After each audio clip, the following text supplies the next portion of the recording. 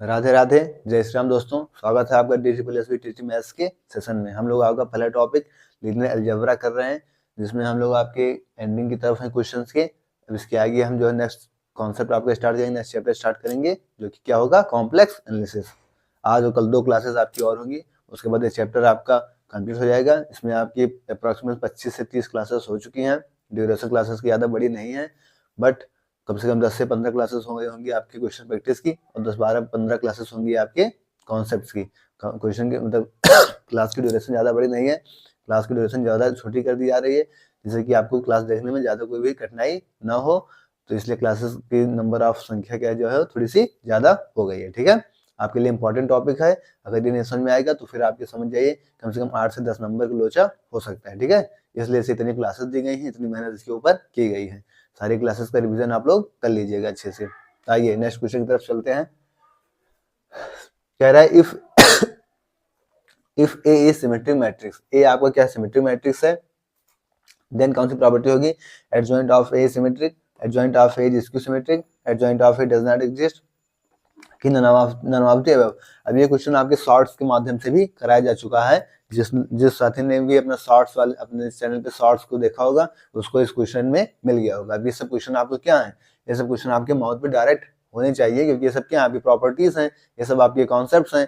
अगर concept classes आप लोगों ने कर रखी है तो क्या है, आपके लिए सेकंडों का काम है, तुरंत लगा के आगे बढ़ जाएंगे। ठीक है, तो आप लोग कॉन्सेप्ट क्लासेस जरूर करके रखिएगा, शॉर्ट्स देखते रहिएगा, क्योंकि ये सब क्वेश्चन जो है डायरेक्ट वाले ये आपको शॉर्ट्स के माध्यम से बताए जा रहे हैं। तो एक नंबर आपका अगर ऐसे पूछ लिया जाएगा तो आपका शॉर्ट्स के माध्यम से भी ऐसे ऐसे काफी सारे नंबर कवर होते जाएंगे। ठीक है, तो इसे नोट करिए, उसके बाद आगे बढ़ते हैं।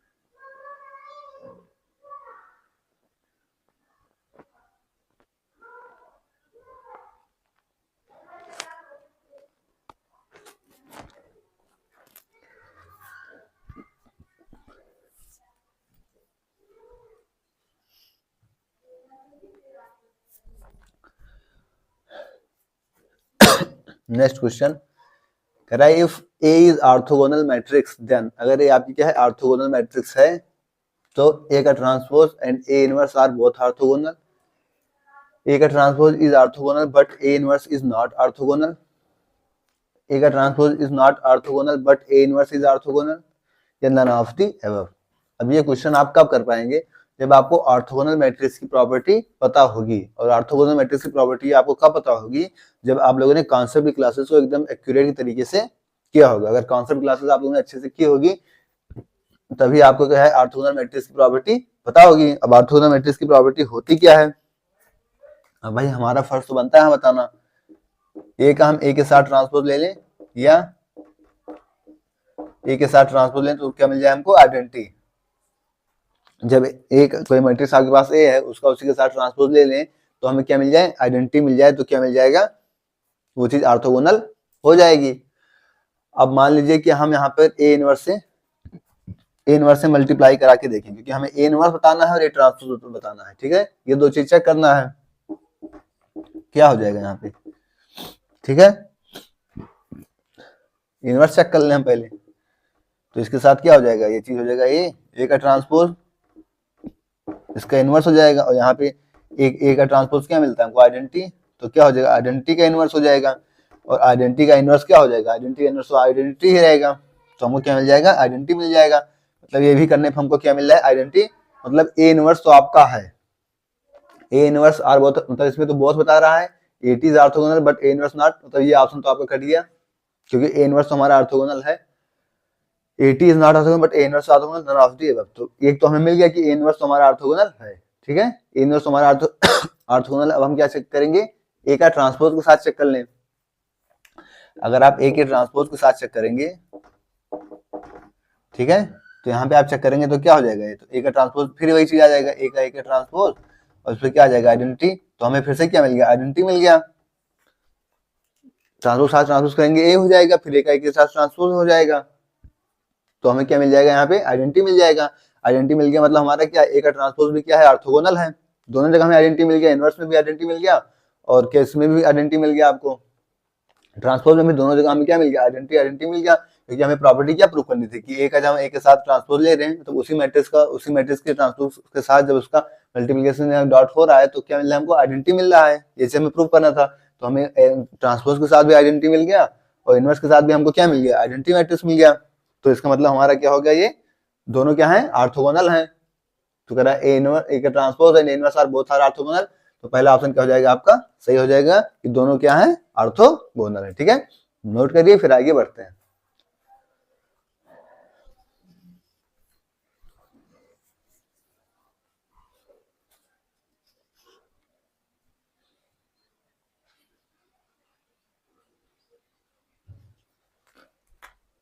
इसको पूरा ओवर, क्योंकि हम ट्रांसपोज चेक किए ना, यहाँ पे ट्रांसपोज चेक किए हैं और यहाँ पे इनवर्स चेक किए हैं। ठीक है, ये प्रॉपर्टी अलग है, प्रॉपर्टी अलग है। नोट करिए।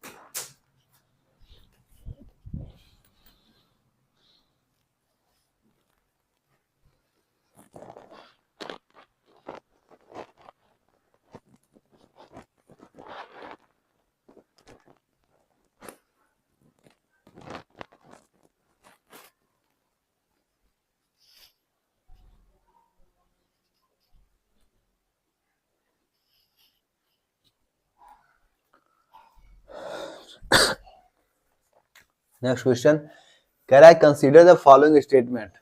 आपको दो स्टेटमेंट दे रखी है, इनको आपको कंसीडर करना है, कौन सा सही है कौन सा गलत है। पहला कह रहा है S1 आपकी पहली कंडीशन है, the sum of two non singular matrices of same order may be singular. और दूसरी कह रही है कि the sum of two singular matrices of same order may be non singular. अब ये कंडीशन आपको जब सिंगुलर नॉन सिंगुलर अगर पता है तो फिर आप इन चीजों को चेक कर पाएंगे और इन चीजों को बता पाएंगे कि इनमें से कौन सा सही है कौन सा गलत है, या दोनों सही है दोनों गलत है। यही चीज आपको बताना है कंसिडर करके इन स्टेटमेंट्स को। अब अगर आपने कॉन्सेप्ट क्लासेस अच्छे से कर रखे हैं तो आपको पता है कि सिंगुलर नॉन सिंगुलर मैट्रिसेस क्या होती हैं, फिर आप अपनी तरफ से एज्यूम करके इस कंडीशन को अप्लाई करके देख सकेंगे कौन सा सही है कौन सा गलत है, दोनों सही है या दोनों गलत है। लेकिन अगर आपने कॉन्सेप्ट क्लासेस नहीं की है तो फिर आप ऐसे क्वेश्चन में फंस जाएंगे। ठीक है, और आपके एग्जाम में ऐसे क्वेश्चन जरूर आ सकते हैं। आइए पहले देखते हैं कि the sum of two non singular matrices. अब हमें सबसे पहले क्या करना पड़ेगा, दो लेनी पड़ेगी नॉन सिंगुलर मैट्रिसेस, उनका सम करना पड़ेगा सेम ऑर्डर की, तो देखना पड़ेगा क्या वो सिंगुलर हैं। अब हम अपनी तरफ से क्या कर रहे हैं, दो नॉन सिंगुलर मैट्रिक्स एज्यूम कर ले रहे हैं। ठीक है, 1 0 0 0 और दूसरी मैट्रिक्स आपको एज्यूम कर ले रहे हैं हम नॉन सिंगुलर में -1 0 0 0। ठीक है, अब हम क्या कर रहे हैं, यहाँ पे कह रहा है the sum of two non singular, दो नॉन सिंगुलर मैट्रिक्स हमने जैसे एज्यूम कर लिए, कह रहा है ऑफ सेम ऑर्डर दोनों का सेम है, 2 क्रॉस 2 ये भी है और 2 क्रॉस 2 ये भी है सेम ऑर्डर की। कह रहा है the sum of may be singular, इन दोनों को ऐड करें तो क्या सिंगुलर होगा। तो अगर हम इन दोनों को ऐड करेंगे यहाँ पे a प्लस बी तो क्या हो जाएगा 1 माइनस क्या हो जाएगा 0, ये 0 0 0, क्या आ गया सिंगुलर, क्या मिला है, ये सिंगुलर मिल रहा है। मतलब the sum of two non singular matrices of same order may be singular, क्या सिंगुलर हो सकती हैं। तो हमने दो मतलब नॉन सिंगुलर मैट्रिक्स लिया, इनका सम किया सेम ऑर्डर का, तो हमें क्या मिल गया सिंगुलर। मतलब ये स्टेटमेंट आपकी कैसी है, ट्रू है। इसके बाद सेकंड स्टेटमेंट क्या कह रहा है, कह रहा है the sum of two singular the sum of two singular matrices of same order may be non singular. अब आपको क्या करना पड़ेगा, अब आपको दो नॉन सिंगुलर, अब आपको क्या करना पड़ेगा, दो सिंगुलर मैट्रिसेस को अज्यूम करना होगा सेम ऑर्डर का, और क्या करना पड़ेगा, देखना पड़ेगा क्या वो नॉन सिंगुलर हैं।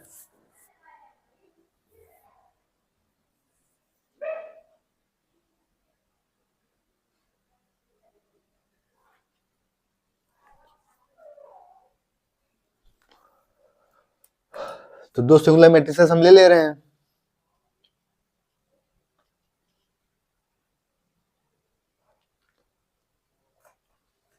इन्हीं दो मैट्रिसेस को ले रहे हैं।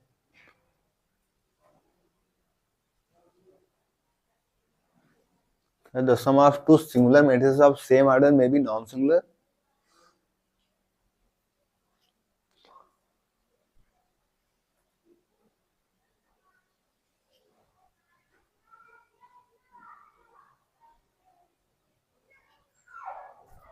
और सिंगुलर मैट्रिसेस जो ले लेते हैं, सिंगुलर मैट्रिसेस हम ले लेते हैं इसके लिए, सम ऑफ टू सिंगुलर मैट्रिसेस 1 0 0 0, भी ले लेते हैं क्या 0 0 0 -1, ठीक है। इन दोनों का सम कर दे रहे हैं यहाँ पे, तो क्या हो जाएगा 1 0 0 -1। कह रहा मे बी नॉन सिंगुलर, तो ये आपको कैसा दिख रहा है, नॉन सिंगुलर दिख रहा है, ठीक है। तो कैसा मैट्रिक्स है ये, नॉन सिंगुलर, मतलब ये वाला स्टेटमेंट भी आपका क्या हो जाएगा, सही हो जाएगा, ठीक है। अगर आपको इन दोनों में कंफ्यूजन हो रहा है तो आप एक काम ये भी कर सकते हैं कि यहाँ पे जो है इसको भी अगर दो दो रो में लेना हो तो यहाँ पे 1 ले लीजिए, यहाँ पे -1 ले लीजिए। अभी भी आप इसको ऐड करेंगे तो क्या हो जाएगा 0, इसको भी ऐड करेंगे क्या हो जाएगा 0। सिंगुलर यहाँ से मिल जाएगी, और नॉन सिंगुलर में देखेंगे आपको तो यहाँ पे क्या मिल जाएगा आपको, नॉन सिंगुलर लेकर फिर क्या मिल जाएगा आपको, नॉन सिंगुलर मिल जाएगा, ठीक है। तो क्वेश्चन को नोट करिए, कह रहा था the sum of two singular matrices of same order may be singular, क्या हो सकती है, हमने क्या किया, हमने ले लिया सेम ऑर्डर की नॉन सिंगुलर मैट्रिसेस, उनका सम किया, हमको क्या मिल गई, सिंगुलर मिल गई। तो मतलब ये स्टेटमेंट आपको सही हो गया। फिर कह रहा है the sum of two singular matrices, दो सिंगुलर मैट्रिसेस का सम ऑफ सेम ऑर्डर, उसी ऑर्डर का, ये भी हमने 2 क्रॉस 2 का लिया है, ये भी हमने क्या लिया है 2 क्रॉस 2 का लिया है सेम ऑर्डर का। कह रहा है मे बी नॉन सिंगुलर, क्या नॉन सिंगुलर होगी तो हमें क्या मिल गई, नॉन सिंगुलर मिल गई। तो S1 भी सही है और S2 भी सही है, तो S1 और S2 बोथ आर ट्रू, ठीक है। नोट करिए, फिर आगे बढ़ते हैं।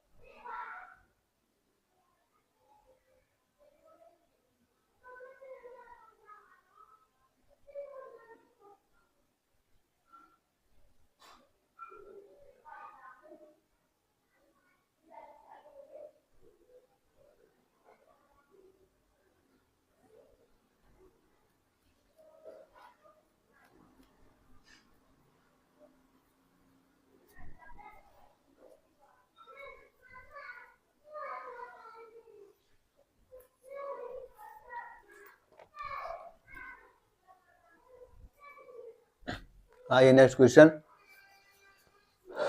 कह रहा है if A and B are orthogonal matrices and determinant of A plus determinant of B equal to 0 then A plus B is A plus B क्या होगा? ऑर्थोगोनल होगा, सिंगुलर होगा, नॉन सिंगुलर होगा या आइडेम्पोटेंट होगा। कह रहा है if A and B are orthogonal matrices, A B कैसी मैट्रिसेस है? ऑर्थोगोनल मैट्रिसेस हैं। तो determinant A plus determinant B आपको 0 दे रखा है, singular. Then A plus B क्या होगा? ऑर्थोगोनल, सिंगुलर, नॉन सिंगुलर और आइडेम्पोटेंट। अब ये अच्छा क्वेश्चन है आपका। इसको चेक करने के लिए हम क्या चेक करेंगे? सबसे पहले हम देखेंगे आपका क्या डिटरमिनेंट ए का ट्रांसपोज लेंगे किसके साथ? ए प्लस बी हमको देखना है बी के ट्रांसपोज के साथ।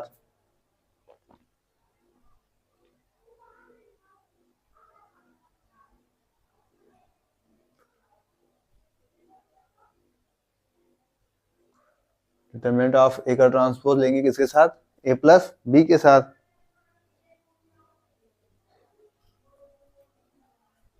इनको अगर सबको हम अलग अलग कर दें तो डिटरमिनेंट ऑफ ए का ट्रांसपोज एक बार में आएगा, determinant of A plus B जाएगा एक साथ, और डिटरमिनेंट ऑफ क्या जाएगा? बी का ट्रांसपोज जाएगा। ठीक है। अब डिटरमिनेंट ऑफ ए का ट्रांसपोज आपका क्या हो जाता है? तो यहाँ से हमको क्या मिल जाएगा? जो कि डिटरमिनेंट ऑफ ए का ट्रांसपोज ए आएगा, यहाँ से बी आएगा, तो यहाँ से इसके साथ क्या आ जाएगा? माइनस में डिटरमिनेंट ऑफ क्या आ जाएगा? ए प्लस बी, क्योंकि ये कैसी मैट्रिक्स है? ऑर्थोगोनल है। ए बी आपको ऑर्थोगोनल दे रखा है ना, A and B are orthogonal matrices. तो यहाँ से क्या आ जाएगा? Determinant of A plus determinant of B. ठीक है, ये चीज यहाँ से मिल गई हमको।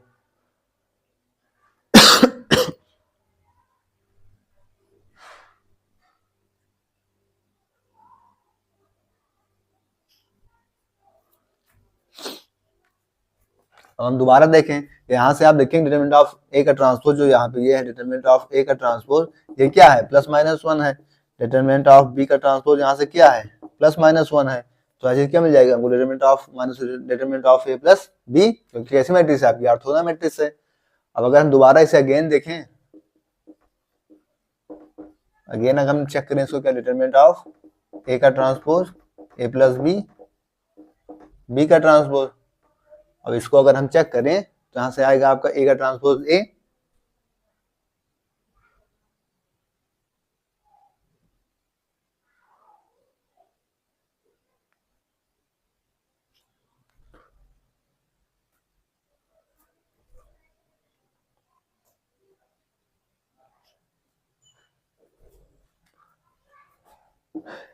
इसे खोल लेते हैं। डिटरमिनेंट क्या हो जाएगा? ए का ट्रांसपोज ए बी का ट्रांसपोज, फिर बी ट्रांसपोज ए प्लस में, और क्या हो जाएगा यहाँ पे? बी का ट्रांसपोज हो जाएगा। ए बी का ट्रांसपोज ए क्या है? बी ए का ट्रांसपोज हो गया, बी ट्रांसपोज ए हो गया।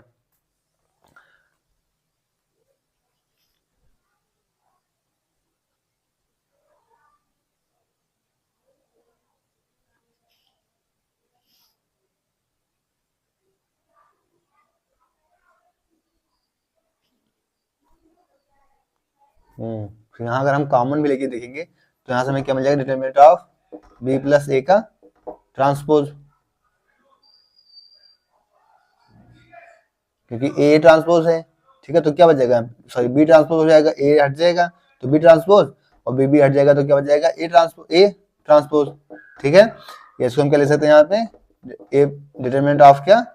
ए प्लस बी। ठीक है, अब हम क्या, हमें इन दोनों को क्या कर सकते हैं? दोनों इक्वल थे, तो हम दोनों को क्या कर लेंगे? यहाँ से इक्वल कर लेंगे। यहाँ से क्या हो जाएगा आपका? Determinant of A plus B equal to क्या? माइनस में आया था डिटरमिनेंट ऑफ, ये तो माइनस में आया था determinant of A plus B, क्योंकि दोनों ऑर्थोगोनल है ना। करेगा था if A and B are orthogonal, दोनों ऑर्थोगोनल है, तो दोनों को हमने इक्वल कर लिया। ये इधर चल जाएगा, इधर आएगा, क्या हो जाएगा? 2 determinant of A plus B equal to क्या हो जाएगा? 0। ये इधर आके जुड़ गया, A determinant plus A determinant क्या हो गया? 2 determinant of A plus B equal to 0। यहाँ से क्या आ जाएगा आपको? Determinant of A plus B equal to क्या आ जाएगा? 2 से 0 में चला जाएगा तो क्या हो जाएगा? 0। तो हमको क्या मिल गया? Determinant of A plus B equal to 0। या इसको आप चाहें तो ऐसे भी लिख सकते हैं कि डिटरमिनेंट ऑफ ए और प्लस में क्या? Determinant of B equal to 0, तो कौन सा मिल जाएगा आपको, ये चीज मिल जाएगी। तो हम क्या कर सकते हैं, ए प्लस बी ये सिंगुलर मैट्रिक्स हो जाएगी, क्योंकि इक्वल टू में क्या जा रहा है, 0 में जा रहा है। तो ये अच्छा क्वेश्चन है और ये इंपॉर्टेंट क्वेश्चन है, थोड़ा सा ट्रिकी क्वेश्चन है, इसलिए आपको अगर आपके कॉन्सेप्ट नहीं क्लियर है तो फिर ऐसे क्वेश्चन में आप फंस जाएंगे, ठीक है। तो फिर आपको अब रट्टा मारना पड़ेगा, अगर आ गया तो सिंगुलर मार के आएंगे, नहीं आए तो कोई बात नहीं, ठीक है। नोट करिए, फिर आगे देखते हैं।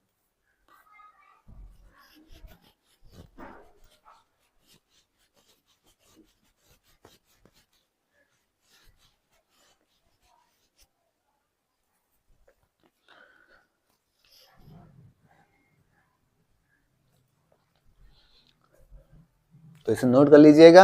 आज की क्लास को साथियों हम लोग यहीं तक रखेंगे। क्लास आपको कैसे लगी कमेंट बॉक्स में जरूर बताइएगा, और अपने दिमाग को थोड़ा सा अच्छे से उसे करके रखिएगा और इसे अच्छे से समझिएगा, ठीक है। क्लास आपको कैसे लगी कमेंट बॉक्स में बताइएगा, और अपने नोट्स को प्रॉपर रिवीजन करते रहिएगा, सारे कॉन्सेप्ट से डेली क्लासेस करते रहिएगा, ठीक है। ओके, थैंक्स, जय श्री राम, राधे राधे।